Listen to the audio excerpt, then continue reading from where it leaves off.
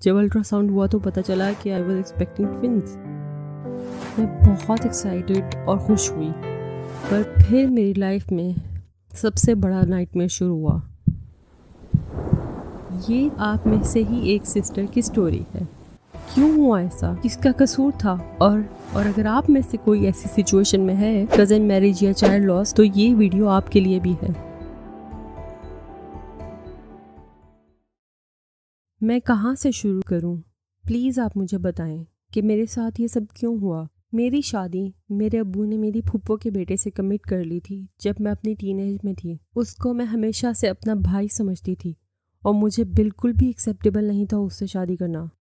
جب میں یونیورسٹی گئی تو وہاں میرا ایک دوست تھا جس کو میں بہت لائک کرتی تھی اور میں چاہتی تھی اس سے شادی کرنا، اور وہ بھی یہ چاہتا تھا، پر کافی ٹرائی کے بعد بھی میں اپنے امی ابو کو کنونس نہیں کر پائی، اور میرے ابو نے میری شادی میرے کزن سے ہی کروا دی۔ اور میجر ریزن جو مجھے سمجھ میں آئی وہ یہ تھی کہ وہ اپنی بہن سے کمٹ کر چکے تھے اور یہ ان کی عزت کی بات بن گئی تھی۔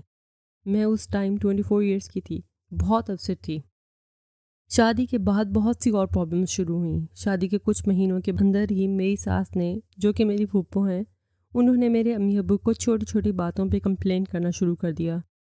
کہتی تھی کہ میں گھر کے کام نہیں کرتی، لیزی ہوں، جبکہ میں فل ٹائم جاب کر رہی تھی اور ساتھ ساتھ اپنی نیو میریڈ لائف کو سمجھنے کی کوشش بھی کر رہی تھی۔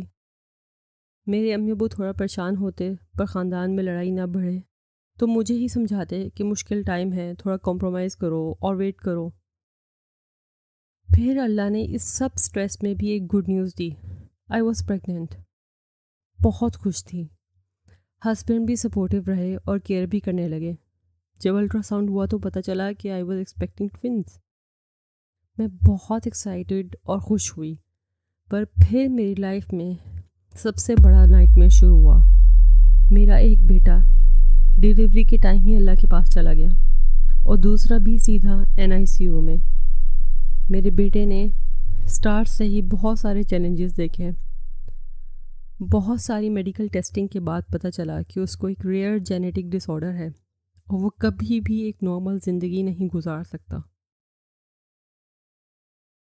ڈاکٹرز نے ہمیں بتایا کہ یہ سب کزن میرج کی وجہ سے ہوا۔ I am shattered.